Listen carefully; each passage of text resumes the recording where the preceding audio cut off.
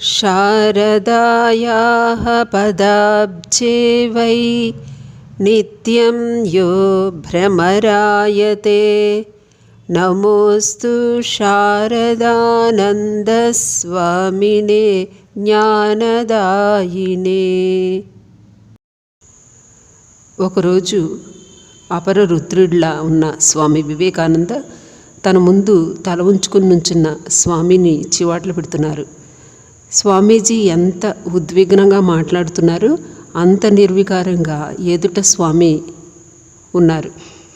ఇంతలో టీ తీసుకురాబడింది. ఏమీ జరగనట్టు అక్కడే ఉన్న బెంచి మీద కూర్చుని ఆ చివాట్లు తిన్న స్వామి మౌనంగా టీ త్రాగసాగారు. ఇది చూసి నిరాశ చెందిన స్వామీజీ, ఈ షరతులో ఉన్నది చేపరక్తం, ఇది ఏమి చేసినా వేడెక్కదు, వీడికి కోపం అనేది లేదు అంటారు. ఒక సన్యాసి వ్యవస్థకు అధిపతిగా ఉత్తమ సాధువుగా పనిచేయాలంటే ఇలాంటి ఉదాత్తమైన స్థిరచిత్తం ఎంతైనా ఆవశ్యకం. అందుకేనేమో శ్రీరామకృష్ణులు కూడా షరత్ ఒడిలో కూర్చుని ఎంత బరువు మోయగలడో అని పరీక్షిస్తున్నాను అంటారు. శారదామాత కూడా తరువాతి రోజుల్లో నా భారాన్ని మోయటం మామూలు విషయమా, ఒక్క షరత్ మాత్రమే ఈ విధంగా చేయగలడు, ఎక్కడ వర్షం పడితే అక్కడ గొడుగు పట్టి వాసుకిలా నన్ను కాపాడుతాడు అంటారు. ఈ విధంగా రామకృష్ణ వ్యవస్థకు 30 సంవత్సరాలు సుదీర్ఘంగా కార్యదర్శిగా అందరినీ మెప్పించగలిగిన నాయకునిలా శారదమ్మను చివరి వరకు అంటిపెట్టుకుని సేవించిన మహనీయులు శరత్ మహారాజుగా పిలువబడిన స్వామి శ్రీమత్ శారదానంద మహారాజు వారు.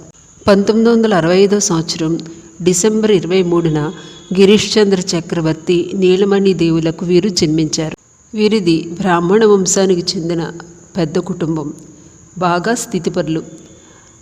అప్పటి డ్రగ్గిస్ట్ హాల్ అనే విదేశీ మందుల కంపెనీలో వీరు భాగస్వాములు. శరత్ చిన్ననాటి నుంచి మృదు స్వభావం కలవాడు, మర్యాదస్తుడు. తల్లి దగ్గర నుండి పూజ వంటి పారమార్థిక భావాలపై మక్కువ పెంచుకున్నాడు. అనేక స్తోత్రాలు కంఠస్థం చేసేవాడు. 13 సంవత్సరాల వయసులో ఉపనయనం అయిన తర్వాత నియమంగా జపధ్యానాలు అనుష్ఠించేవాడు. చదువులో, ఆహార నియమాలలో, వ్యాయామం అన్నిటిలోనూ మంచి ఆసక్తి కలిగి ఒక నాయకుడిగా ఉండేవాడు. ఇతని హృదయం కోమలమైనది, నిస్వార్థమైనది. తనకు ఇంట్లో నుంచి చిల్లర ఖర్చులకు ఇచ్చే డబ్బుతో తరచూ తోటి బీద విద్యార్థుల అవసరాలు తీర్చేవాడు. తన వస్తువులు కూడా బీద స్నేహితులకు ఇచ్చేవాడు. ఒకసారి వీరి పొరుగింటి పని మనిషికి కలరా వ్యాధి సోకుతుంది. అది అంటువ్యాధి అనే భయంతో ఆ ఇంటి యజమాని ఆమెను మిద్దిపైన ఉండమని చెప్తాడు. అయితే ఎవరూ పట్టించుకోరు. ఇది గమనించిన శరత్ తనకి చేతనైనంత సాయం చేస్తాడు. చివరికి ఆమె మరణించిన తర్వాత అంతిమ సంస్కారాలకు కూడా ఏర్పాట్లు చేస్తాడు. శరత్కు దూరపు బంధువైన శశి తర్వాత కాలంలో రామకృష్ణానంద స్వామి వీరితోనే కలిసి ఉండేవారు. ఇరువురు పాఠశాలలో చదువుకునేటప్పుడు బ్రహ్మ సమాజంకి వెళ్ళి ధ్యానాన్ని అభ్యసించేవారు. ఆధ్యాత్మిక జిజ్ఞాసులైన వీరు కళాశాలలో చదువుతున్నప్పుడు వారి ప్రిన్సిపాల్ ఫాదర్ లాఫెంట్ వద్ద బైబిల్, క్రైస్తవ మతాల గురించి అధ్యయనం చేశారు. 1883 సంవత్సరంలో కాళీప్రసాద్ అనే మిత్రుడు శ్రీరామకృష్ణుల గురించి ఇండియన్ మిర్రర్ పత్రికలో కేశవ్ చంద్రసేన్ రాసినటువంటి ఒక వ్యాసాన్ని చదువుతారు. ఇది శశి షరతులతో వారు చర్చిస్తారు. తర్వాత వీరు ముగ్గురు ఒకరోజు దక్షిణేశ్వరం శ్రీరామకృష్ణులను చూడాలని వెళ్తారు. ప్రథమ దర్శనంలోనే శ్రీరామకృష్ణులు శశి శరత్ తన వారిని గుర్తిస్తారు. వీరి వైరాగ్య భావాలను గమనించి వారితో, ఇటుకలు పెంకులు కాల్చక ముందే వాటిపై చిహ్నాలు ముద్రిస్తే అవి చెరగకుండా ఉంటాయి. అదేవిధంగా సంసారంలోకి వెళ్ళకముందే ఆధ్యాత్మిక మార్గంలో కొంత ముందుకు వెడితే సంసారంలో మునిగిపోకుండా కాపాడబడతారు అని చెప్తారు. వారిని తమ దగ్గరకు తరచూ వస్తూ ఉండమని చెప్తారు. తమ దగ్గర ఉన్న పుస్తకాలలో నుంచి వివాహం గురించి యేసుక్రీస్తు అభిప్రాయాన్ని చదవమని చెప్తారు. కొంతమంది జన్మించినప్పుడే వివాహానికి అయోగ్యులుగా జన్మిస్తారు, మరికొందరు మధ్యలో అవుతారు, మరికొందరు స్వర్గం కోసం నపుంసకులుగా మారుతారు. ఎవరు ఏ విధంగా కావాలంటే ఆ విధంగా అవ్వచ్చు అని వ్రాసి ఉంటుంది. ఈ విధంగా వారిలో వైరాగ్య జ్వాలలను రగులుకొల్పారు. శరత్ ప్రతి గురువారం తన విరామ దినాల్లో శ్రీరామకృష్ణుల్ని సందర్శించడం మొదలు పెడతాడు. శ్రీరామకృష్ణుల నిష్కాపట్యం, భగవత్ ప్రేమ, వారి యథార్థ పారవస్య స్థితులు శరత్తును ఆకట్టుకున్నాయి. శ్రీరామకృష్ణుల నుంచి ఆధ్యాత్మిక శిక్షణ గోరి నెమ్మదిగా రాత్రులు కూడా దక్షిణేశ్వరునికి రావటం మొదలు పెడతారు. శ్రీరామకృష్ణులు వారిని పంచవట్లోని ఉద్యానవనాల్లోని వివిధ చెట్ల క్రిందకు పంపి రాత్రులు ధ్యానం చేయించేవారు. శరత్ తన మనసును ఏకాగ్రం చేయలేకపోవటం గమనించి వారు తమ చూపుడు వేలుతో శరత్ కనుబొమ్మల మధ్య నొక్కిపెట్టి మనస్సు నిలకడ చెందేటట్లు చేస్తారు. శరత్కి ఆ కాలంలో అక్కడికి వస్తున్న నరేంద్రుడు అంటే వివేకానంద స్వామివారితో పరిచయం అయింది. వీరు మంచి స్నేహితులయ్యారు. శ్రీరామకృష్ణులు ఆధ్యాత్మిక విషయాలతో పాటు ప్రతి చిన్న విషయం పట్ల కూడా వీరికి మార్గనిర్దేశం చేస్తూ ఉండేవారు. ఒకసారి వీరందరూ కలిసి పాణిహాటి ఉత్సవానికి వెళ్ళబోతుంటారు. పడవలో ఎక్కే ముందు శరత్కు తాను చెప్పులు గది వద్దే వదిలివేసానని గుర్తుకు వస్తుంది. శ్రీరామకృష్ణులు ఇది విని అంటారు, చూడు నాయన, వస్తువుల విషయంలో ఎప్పుడూ గుర్తుంచుకో. ఇంటికి పోయిన తర్వాత వెనుక నువ్వు మర్చిపోయావని గుర్తుకు వస్తే ఆ ఉత్సవంలో జరిగిన ఆనందం, వినోదం అంతా నీరుగారిపోతాయి. అందుకని ముందే జాగ్రత్త వహించడం మంచిది అంటారు. సాధనలో ఆసక్తి పెరుగుతున్న కొద్దీ శరత్ వైద్య విద్యకు స్వస్తి చెప్పాడు. శ్రీరామకృష్ణులకు కంఠంలో క్యాన్సర్ అవుతుంది. చికిత్స నిమిత్తం వారిని కాశీపూర్ ఉద్యానవనానికి తీసుకువస్తారు. యువ శిష్యులందరూ వీరికి సేవ చేయటం మొదలు పెడతారు. శరత్ తండ్రి ఎలా అయినా శరత్తో వైద్య విద్యను కొనసాగించాలని తలంచి ఒకరోజు తనకు తెలిసినటువంటి ఒక తాంత్రిక యోగిని శ్రీరామకృష్ణుల వద్దకు తీసుకొస్తారు. అతడు అడిగే ప్రశ్నలకు శ్రీరామకృష్ణులు కనుక సమాధానం చెప్పలేకపోతే శరత్ శ్రీరామకృష్ణుల వద్దకు వెళ్ళటం మానుకుంటాడని అతని ఉద్దేశం. కానీ శ్రీరామకృష్ణులతో మాట్లాడిన ఆ తాంత్రిక యోగి వారి గొప్పదనం అర్థం చేసుకుని రహస్యంగా గిరీశచంద్రుని చెవిలో, ఇటువంటి గురువును వదిలిపెట్టమని నేను ఎప్పుడూ ఎవరికీ సలహా ఇవ్వలేను, ఈయన ఒక పరమహంస అని చెప్తారు. చేసేది ఏమీ లేక గిరీష్ చంద్ర కనీసం వివాహం చేస్తే శరత్ సంసార మందల్లో పడతాడని ఆశించి శ్రీరామకృష్ణులతో, అయ్యా, మీరు శరత్ను వివాహం చేసుకోమని చెప్పండి అంటారు. ఇది విన్న శరత్, గురుదేవులు నన్ను వివాహం చేసుకోమనంటే నేను తగుదనమ్మా అని వివాహం చేసుకుంటాను అనుకుంటున్నావా? ఎవరు ఏమి చెప్పినా నా మార్గం నుంచి నేను వైదొలగనని ఖచ్చితంగా చెప్పేస్తారు. 1886 సంవత్సరం జనవరిలో శ్రీరామకృష్ణులు తమను సేవిస్తున్న యువ శిష్యులలో 12 మందికి కాషాయ వస్త్రాలు, జపమాలలు ఇస్తారు. అప్పుడప్పుడు సాంప్రదాయక సన్యాసుల మాదిరి వీరిని భిక్షకు కూడా పంపేవారు. హాస్యప్రియులైనటువంటి శరత్ తమ భిక్షాటన అనుభవాన్ని కౌతుకంగా చెప్తారు. ఈరోజు నేను భిక్షకు వెళ్ళినప్పుడు ఒక ముసలి స్త్రీ బయటకు వచ్చింది. భిక్ష అడిగితే నన్ను చూసి, ఇంత బలిష్టంగా ఉన్నావు, ఏమైనా ఉద్యోగం చేసుకోవచ్చుగా, కనీసం ట్రామ్ కండక్టర్గా అయినా ఉద్యోగం సంపాదించుకోవచ్చుగా అని చెప్పి బడాలను తలుపువేసింది అని. శరత్పై కోపగించిన అతని తండ్రి అదును చూసుకుని శరత్ను గదిలో పెట్టి తాళం వేసేస్తాడు. శరత్ నిశ్చలంగా గురుదేవులపై భారం వేసి ఎదురు చూస్తూ ఉంటాడు. ఒకరోజు అతడి చిన్నతమ్ముడు రహస్యంగా గది తాళం తీస్తాడు. ఇప్పుడు శరత్ తప్పించుకొని యువ శిష్యులందరూ కలిసి బారానగరంలో ఏర్పరచుకున్న మఠానికి చేరుకుంటాడు. వీరందరూ కలిసి బాబూరాం మహారాజ్ వారి గ్రామంలో కొన్నాళ్ళు జపధ్యానం చేస్తారు. తర్వాత బారానగరంలో శాస్త్రోక్తంగా అందరూ సన్యాస దీక్షను స్వీకరిస్తారు. వివేకానంద స్వామి వీరికి శారదానందాన్ని నామకరణం చేశారు. వీరందరూ తీవ్రంగా జపధ్యానాలు చేసేవారు. వివేకానంద స్వామి, శారదానంద స్వామి ఇరువురు శ్రీరామకృష్ణుల అంతిమ సంస్కారం జరిగిన కాశీపూర్లో రాత్రంతా ధ్యానంలో గడిపేవారు. ఒక్కొక్కసారి దక్షిణేశ్వరానికి వెళ్ళి పంచవటి వద్ద సాధనలు చేసేవాడు. స్వామి వివేకానంద ఈ సమయంలో మహేంద్రనాథ్తో అంటారు, షరత్తులో కుండలిని శక్తి జాగృతమవుతోంది అంటారు. బారానగరంలో వీరు తినడానికి ఆహారం కూడా లభించని స్థితిలో ఉన్న తీవ్ర వైరాగ్యంతో ఆశ్రమ జీవనాన్ని ఎంచుకుని దివ్యానందాన్ని రుచి చూశారు. వీరు మధ్య మధ్యలో తీర్థయాత్రలు చేస్తూ ఉండేవారు. శారదానంద మహారాజు, ప్రేమానంద మహారాజు, అభేదానంద మహారాజు కలిసి పూరి యాత్రకు వెళ్తారు. అప్పట్లో రైలు మార్గం లేదు, కాలినడకనే ప్రయాణం చేశారు. పూరిలో ఏమార్ మఠంలో ఉంటూ 6 నెలలు తపస్సు చేస్తారు. స్వర్గద్వారం వద్ద సముద్రపు ఒడ్డున రాత్రంతా భయం లేకుండా ధ్యానంలో గడిపేవారు. జగన్నాథుని ప్రసాదం విక్రయం చేసే ఆనంద బజారులో భిక్షమెత్తుకుని ఆహార సేకరణ చేసేవారు. కొంతకాలం బారానగరానికి వచ్చి మరింత అంతర్ముఖులైపోయారు శారదానంద స్వామి. 1899లో శ్రీరామకృష్ణుల గృహస్థ శిష్యులైన వైకుంఠనాథ్ సన్యాలతో కలిసి మరలా తీర్థయాత్రలు చేస్తారు. గయ నుంచి వారణాసి పెడతారు. అయోధ్య మీదుగా హరిద్వార్ చేరుకుని హృషికేశ్ వెళ్తారు.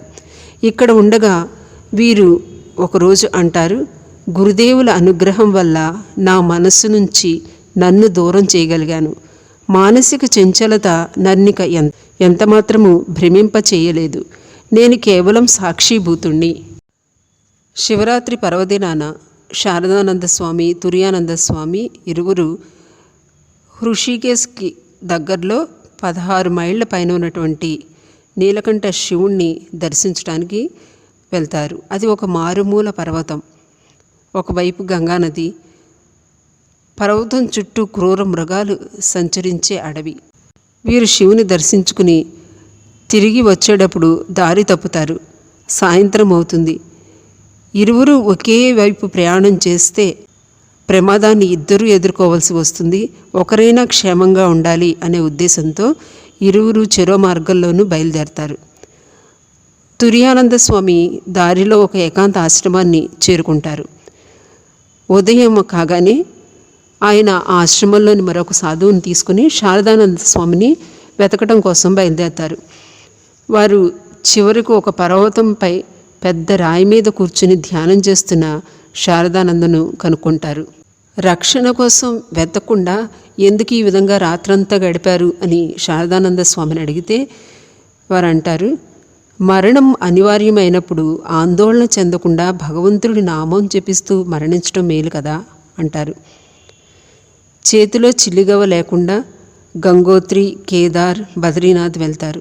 పాదరక్షలు కూడా లేవు. ఒక్కొక్కసారి ఆహారం లభించేది కాదు. ఈ విధంగా వీరు 4 రోజులు ప్రయాణం చేసేటప్పటికీ శారదానంద స్వామివారి కాలిలో బొబ్బలు ఏర్పడతాయి. నడవటం కష్టమైపోతుంది. సాధువుల తీర్థయాత్ర అంటే అది కేవలం భగవంతునితో తమకు ఉన్న నిర్భరతను పరీక్షించుకోవటమే. నడవలేని అవస్థలో ఉన్న శారదానందను దారి ప్రక్కనే వేచి ఉండమని, వేరే ఎవరినైనా సహాయం అర్థిస్తామని చెప్పి తుర్యానంద మహారాజు వారు గ్రామం వైపు వెళ్తారు. ఈ లోపనే శారదానంద మహారాజు పాకుతూ పర్వతం దిగటం మొదలు పెడతారు. దోవలో కాశీ కామలీ బాబా ఆశ్రమవాసులు వీరిని చూసి గుర్రం మీద ఎక్కించుకుని గ్రామానికి చేరుస్తారు. అక్కడ తుర్యానంద మహారాజు వారిని వీరు కలుసుకుంటారు. ఆ రోజు రాత్రి శారదానంద మహారాజు అనుకుంటారు, రేపు కనుక నాకు లూచీలు, హల్వా ఆహారంగా లభిస్తే గురుదేవులు నాతోటే ఉన్నాను అని నమ్ముతాను అని చెప్పి అనుకుంటారు. మర్నాడు ఉదయం ఒక బజార్లో వారు తిరుగుతున్నప్పుడు ఒక దుకాణదారు, ఓ సాధు ఇటు రండి అని పిలుస్తాడు. వారు ఆ దుకాణదారు దగ్గరకు వెళ్ళి, అయ్యా మీరు ఏమిస్తారో అది నాకు ఇస్తే నేను తీసుకెళ్ళి మా సహచరులతో తింటాను అని చెప్తారు. అయితే ఆ సాధు వారికి తర్వాత ఇవ్వటం అవుతుంది, మీరు ముందు ఇక్కడ తినండి అని చెప్పి లూచీలు, హల్వా ఇస్తాడు. అది చూసి ఆశ్చర్యపోయి శారదానంద మహారాజు ఇది గురుదేవుల పనే అని ఆనందిస్తారు. అయితే ఆ దుకాణదారుని తర్వాత తమ సహచరులకు కూడా ఇమ్మనంటే అతడు నిష్కర్షగా ఇక ఏమీ లేవు, వెళ్ళిపోమని చెప్తారు. వీరు గంగోత్రి నుంచి అడ్డదారిని కేదార్కి వెళ్ళవచ్చని తెలుసుకుంటారు. అయితే ఆ దారి చూపించడానికి వీరి వద్ద డబ్బులు ఉండవు. దారి చూపించే వ్యక్తికి ఒక వస్త్రాన్ని ఇస్తామని ఒప్పందం చేసుకుంటారు. కొంత దూరం తీసుకువెళ్ళాక ఆ వ్యక్తి హఠాత్తుగా మాయమయ్యి వీరిని అడవిలో వదిలివేస్తాడు. ఈ అడవిలో వీరు 3 రోజులు ఆహారం లేక నిస్సహాయంగా ప్రయాణం చేసి చివరికి ఒక రైతు ఇంటికి వెళతారు. మార్గంలో వీరు ఒక ఏటవాలు ప్రదేశంలో ప్రయాణం చేయవలసి వస్తుంది. తుర్యానంద స్వామి, వైకుంఠనాథ్ సన్యాలు ముందు నడుస్తూ ఉంటారు. చివరికి వీరు ఒక పల్లెను చేరుకుని ఆతిథ్యం పొందుతారు. శారదానంద మహారాజ్ చేతిలో కర్ర లేకపోవటం చూసి తుర్యానంద మహారాజ్ అడిగితే ఆ ఏటవాలు ప్రదేశంలో దిగేటప్పుడు ఒక ముసలి స్త్రీకి ఇచ్చివేశాను అని చెప్తారు. ఈ విధంగా వీరు కేదార్, తుంగనాథ్, బద్రీనాథులను దర్శిస్తారు. తరువాత మధుర, బృందావనం, ప్రయాగ క్షేత్రాలు సందర్శించి చివరకు మరలా వారణాసికి వచ్చి కొంతకాలం అక్కడ ఉంటారు. ఇలా 2 సంవత్సరాల తర్వాత 1891లో చివరికి మరలా బారా నగరానికి చేరుకుంటారు. కొంతకాలం తర్వాత బారానగర్ మఠం ఆలంబజార్కి మార్చబడుతుంది. ఈ దక్షిణేశ్వర గ్రామానికి దగ్గరగా ఉంటుంది. దక్షిణేశ్వర గ్రామంలో భిక్షనెత్తుకుంటూ స్వయం పాకం చేసుకుంటూ గురుదేవులకు ఆహారం నివేదించి ఒక పూటే భుజిస్తూ శారదానంద మహారాజు జపధ్యానాలు కొనసాగించేవారు. 1 సంవత్సరం తర్వాత మరలా తీర్థయాత్రలకు బయలుదేరి పశ్చిమ భారతదేశ పుణ్యక్షేత్రాలన్నీ సందర్శిస్తారు. వీరు ఎప్పుడైనా సరే గృహస్థ భక్తులు కానీ సన్యాస శిష్యులు కానీ అస్వస్థతతో బాధపడుతున్నారని తెలిస్తే వారికి అత్యంత ప్రేమతో తమ సాధనను వదిలి తమని తాము మరిచి సేవ చేసేవారు. 1893లో అమెరికాలోని చికాగోలో స్వామి వివేకానంద హిందూ మతానికి ప్రాతినిధ్యం వహించి ఘన విజయం సాధించారు. ఆ తర్వాత వారు విస్తృతంగా వేదాంత ప్రచారానికి నడుం కట్టారు. ఈ పని అలానే సమర్థవంతంగా కొనసాగించాలంటే తనకు పాశ్చాత్య దేశాల్లో వేరొకరి సహాయం అవసరమని తలచి శారదానంద మహారాజును ఇంగ్లాండ్కి రావాల్సిందిగా కోరతారు. శారదానంద మహారాజు శారదామాతని ఈ విషయంలో సంప్రదించి సలహా అడుగుతారు. ఆమె గురుదేవులు నిన్ను కాపాడుతూ ఉంటారు, వెళ్ళమని ఆశీర్వదిస్తారు. 1896లో వీరు ఇంగ్లాండ్కి బయలుదేరి వెళ్తారు. మార్గమధ్యంలో వీరు ప్రయాణం చేస్తున్న ఓడ పెను తుఫాన్లో చిక్కుకుంటుంది. ఓడలోని ప్రజలందరూ భయవిహ్వలయ్యారు. ఓడంతా పరుగులతోటి ఆందోళనతోటి భయానకంగా ఉంది. కానీ శారదానంద మహారాజ్ మాత్రం భయపడలేదు. వారు అంటారు, దిక్సూచిలోని అయస్కాంత ముళ్ళు ఉత్తర దక్షిణాలను సూచించేటట్లు నా మనస్సు అదే విధంగా స్థిరంగా ఉంది అంటారు. సుదీర్ఘకాలం తర్వాత వివేకానంద స్వామిని కలుసుకుని వీరు చాలా ఆనందిస్తారు. స్వామి వివేకానంద శారదానందులకు ఏ విధంగా ఉపన్యాసాలు ఇవ్వాలి అనే విషయాలు తెలియజేస్తారు. అంతకు ముందు అలవాటు లేకపోయినా స్వామీజీ ప్రోద్బలంతో లండన్లో భగవద్గీత తరగతులు వీరు నిర్వహిస్తారు. స్వామీజీ సలహా మేరకు సేయింగ్స్ ఆఫ్ శ్రీరామకృష్ణ అనే పుస్తక రచనకు ప్రొఫెసర్ మ్యాక్స్ ముల్లర్ కావాల్సిన వ్రాతప్రతిని శారదానంద మహారాజు వారు సమకూరుస్తారు. న్యూయార్క్లో స్వామి వివేకానంద వేదాంత సొసైటీని స్థాపిస్తారు. అక్కడి ప్రజలకు శారదానంద మహారాజుని పరిచయం చేస్తారు. వీరి మృదు మధురమైన వ్యక్తిత్వం న్యూయార్క్ ప్రజలను ఆకర్షించింది. గ్రీనేకర్లో కూడా కంపారిటివ్ రిలిజియన్స్ అనే అంశం మీద వీరు ప్రసంగిస్తారు. ఎక్కడికి వెళితే అక్కడ స్వామీజీ స్నేహితులను సంపాదించుకునేవారు. న్యూజెర్సీలో వీలర్ దంపతులతో పరిచయం అవుతుంది. తరువాతి కాలంలో మిసెస్ వీలర్కు అంతకుముందే శ్రీరామకృష్ణులకు ఎవరు అని తెలియకపోయినా వారి దర్శనం కలిగిందని తెలుసుకుని శారదానంద మహారాజ్ అంటారు, తనకు కావలసిన వ్యక్తులను గురుదేవులే స్వయంగా ఎంపిక చేసుకుంటారు, మేమంతా కేవలం వారి చేతిలోని పనిముట్లు మాత్రమే అంటారు. ఓలిబుల్ సతీమణి తరచూ స్వామీజీని సూర్యుడిగా, శారదానంద మహారాజును చంద్రుడిగా వ్యాఖ్యానిస్తూ ఉండేవారు. నిజంగానే స్వామి వివేకానంద వారి తేజో ప్రభావానికి ఆకర్షితులై వచ్చిన పాశ్చాత్య శిష్యులకు శారదానంద స్వామి చల్లని చంద్రకాంతిలో సేద తీర్చుకునేవారు. వీరిరువురు పాశ్చాత్యులకు వేదాంత నిధిని పంచిపెట్టారు. అనేక పట్టణాలు వీళ్ళు పర్యటించారు. తరువాత శారదానంద మహారాజ్ వారు పాశ్చాత్యంలో తమ కార్యాన్ని కొనసాగిస్తారు. స్వామీజీ భారతదేశానికి వచ్చి బేలూరులో మఠం స్థాపించాలని తలపెట్టారు. అందుకని సన్యాసి శిష్యులందరినీ ఒకటవమని చెప్తారు. ఆలం బజార్ నుండి మఠం నీలాంబర్ బాబు ఇంటికి మార్చబడుతుంది. ఇది బేలూరు మఠానికి చేరువలో ఉంది. ఇక్కడ ఉండి సాధువులందరూ కొత్త ప్రదేశమైన బేలూరులో మఠ నిర్మాణ కార్యక్రమాలు చేపట్టారు. స్వామీజీ కోరికపై శారదానంద భారతదేశానికి తిరిగి వస్తారు. స్వామీజీ వీరికి బేలూరు మఠ కార్యాలయం గమనించటం, మరలా విదేశీ యాత్రికుల పర్యవేక్షణ బాధ్యతనిస్తారు.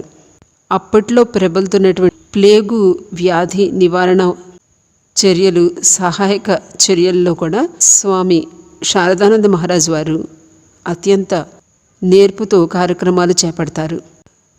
స్వామి వివేకానంద శారదానందలోని భక్తి, స్థిమితమైన వ్యవహారం, చక్కని నిర్ణయం తీసుకునే సామర్థ్యాన్ని గుర్తించి వీరిని బేలూరు మఠ మిషన్ల ప్రధాన కార్యదర్శిగా నియమిస్తారు. 30 సంవత్సరాల సుదీర్ఘ కాలం వీరు ఈ బాధ్యత నిర్వహిస్తారు. స్వామి వివేకానంద రెండవసారి అమెరికాకు వెళ్ళాక యువ శిష్యులను తీర్చిదిద్దే బాధ్యత వీరు చేపట్టారు. వీరికి ధర్మశాస్త్ర తరగతులు నిర్వహించేవారు. జప ధ్యానాదులలో ప్రోత్సహించి ఒక్కొక్కసారి రాత్రి 11 నుండి మరునాడు 7 గంటల వరకు అఖండ జపం ఒకరు తర్వాత ఒకరు చేసే విధంగా చూసేవారు. అప్పుడప్పుడు యువ సన్యాసులను భిక్ష సేకరించుకురమ్మని, అది చెట్టు కింద వండుకుని గురుదేవులకు సమర్పించి తినమని చెప్పేవారు. వీరి కార్యనిర్వహణ ప్రతిభ కొనియాడదగింది. వారి దగ్గరకు వచ్చిన ప్రతి వారికి స్వామివారు తమ మాట వింటారనే భరోసా ఉండేది. 4 కోణాలలో నుంచి పరిశీలించి నిర్ణయాలు తీసుకునేవారు.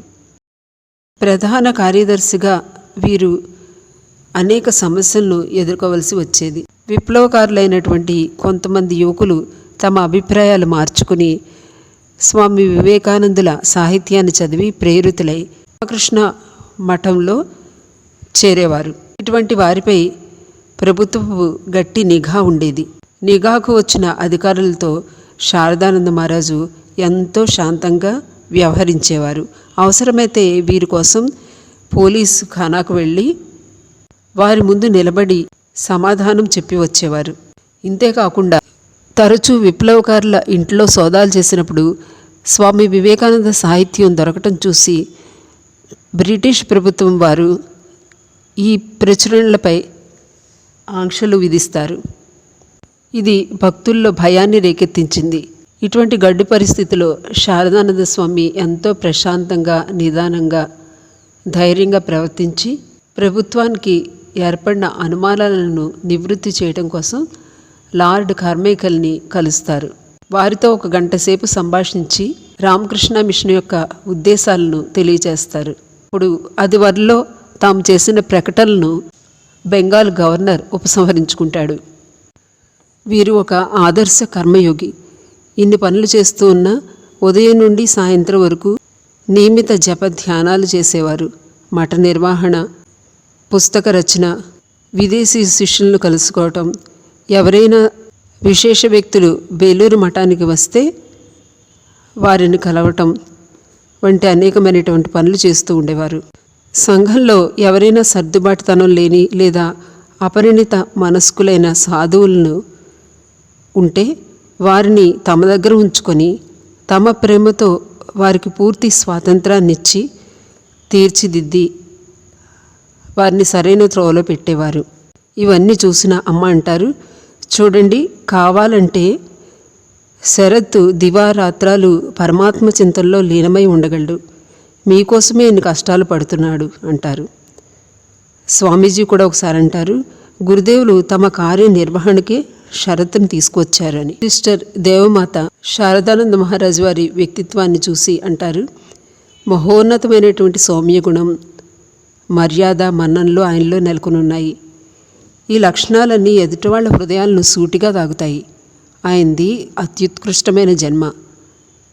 సంస్కారపరంగానే కాకుండా ఆత్మపరంగా కూడా ఆయనది అత్యున్నతమైనటువంటి జన్మ. మాననీయమైన సంబంధాల వల్ల కాక దైవీకమైన సంబంధాలు పెంపొందడం వల్లనే ఈ వికాసం సాధ్యమైంది అంటారు. ఒకసారి శారదానంద మహారాజ్ వారు ఒక మఠాధ్యక్షుడికి లేఖలో వ్రాస్తారు, ప్రతి ఆత్మ శాశ్వతంగా ముక్తమైందే.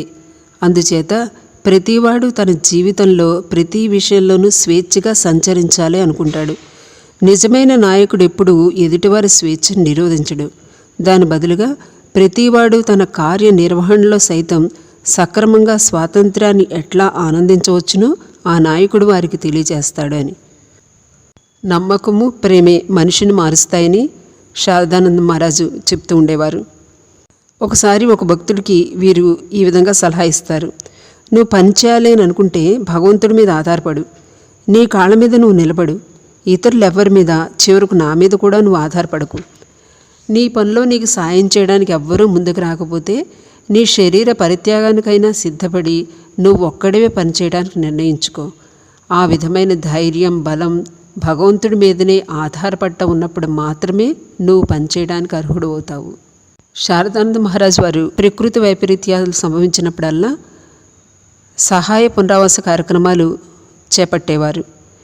బాధితుల పట్ల దయతో ఆయన హృదయం ద్రవించిపోయేది. ఈ కష్టాలను సత్వరమే తొలగించవలసిందిగా ఆయన గురుదేవులకు హృదయపూర్వకంగా ప్రార్థనలు చేసేవారు. సాక్షాత్తు జగజ్జన్ని శారదామాతని బాధితుల కష్టాలను వారిని ఉపశమింపచేయమని, ఆశీర్వదించమని ప్రార్థించేవారు. శారదానంద స్వామివారికి తాంత్రిక సాధనలు చేయాలనిపించి బ్రహ్మానంద స్వామివారిని అనుమతి తీసుకుంటారు. తమ పినతండ్రి అయిన ఈశ్వరచంద్ర చక్రవర్తి మార్గదర్శకంలో వీరు తాంత్రిక సాధనలు చేస్తారు. చాలా సమయం తాంత్రిక కార్యకలాపాలతోనూ జపధ్యానాలతోనూ వీరు గడిపేవారు. ఈ సమయంలో శక్తి పూజలోని అంతరార్థాన్ని వీరు గ్రహించారు. అందరిలోనూ జగజ్జన్ని దర్శించటమే దీని అంతరార్థం. వీరు భారతదేశంలో శక్తి పూజ అనే పుస్తకాన్ని కూడా వంగ భాషలో వ్రాశారు. ఈ సాధన వల్లనే అమ్మ సంరక్షకులుగా భారానంతా వీరు వహించారు. శారదామాతకై వారి బంధువుల అవసరాలను, సమస్యలను ఎంతో నేర్పుతో ఓపికగా పరిష్కరించేవారు. ఆర్థికంగా ఇబ్బందుల్లో ఉన్న ఉద్బోధన మూతపడకుండా ఉండాలంటే దాన్ని కలకత్తాకు మార్చాలి. అలానే శారదామాతకు కలకత్తాలో కానీ జైరాంబాటిలో కానీ ఒక స్థిర నివాసం అంటూ లేదు. ఆమె కలకత్తాకు వచ్చినప్పుడు సర్దుకొని భక్తుల ఇంట్లో ఉండవలసి వచ్చేది. వీటన్నిటినీ దృష్టిలో ఉంచుకొని ఒక భవంతిని నిర్మించాలని బృహత్ కార్యం చేపట్టారు. దీనికి అయ్యే ఖర్చును తమ నిజ భుజ స్కంధాలపై వేసుకొని శ్రీరామకృష్ణుల జీవిత చరిత్రను వ్రాసి ముద్రించాలనే బృహత్ కార్యాన్ని చేపట్టారు. వీరి కృషి ఫలించి 1909లో నూతన భవంతిలో ఉద్బోధన కార్యాలయం క్రింద అంతస్తులోను, శారదామాత పై అంతస్తులో ఉండేటట్లు స్థాయీ భావంలో నివాసం ఏర్పడింది.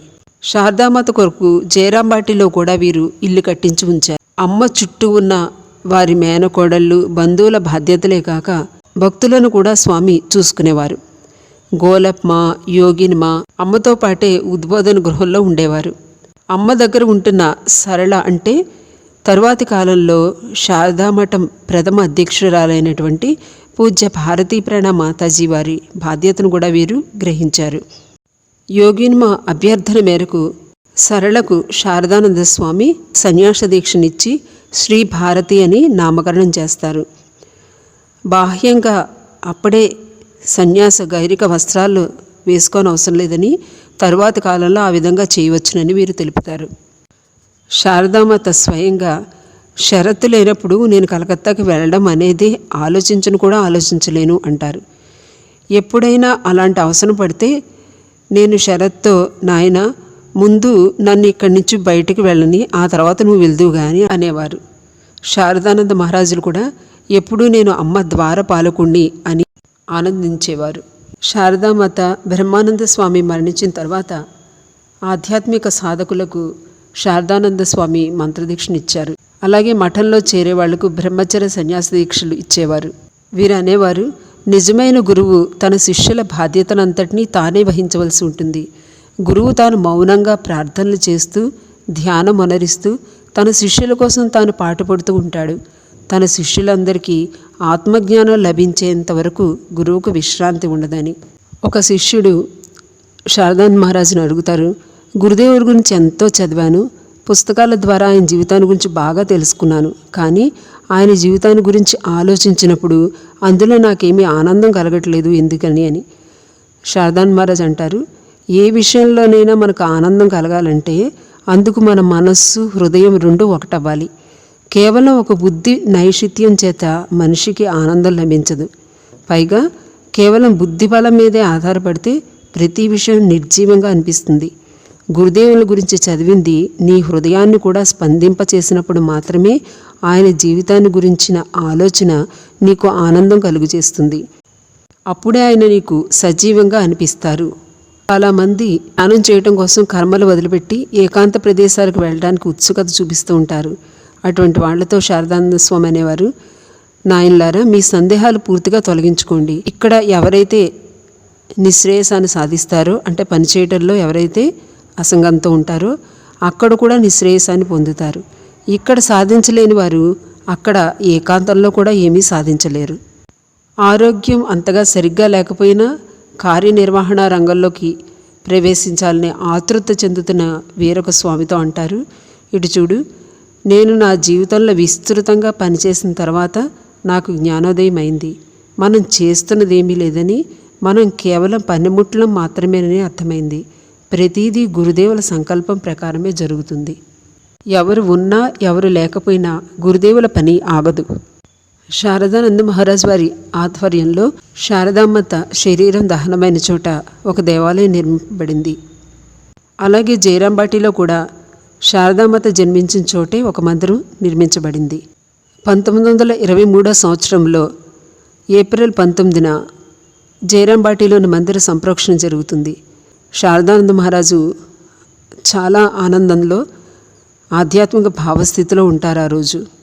ఈ సమయంలో వీరు తన దినచర్యలో, అంటే డైరీలో, అనేక రోజుల్లో వారికి దైవ సంసర్గం జరిగింది అని చెప్పి వ్రాసుకుంటారు. సుమారు 2 నెలల పాటు ఈ దివ్య దృశ్యాలు కొనసాగుతాయి.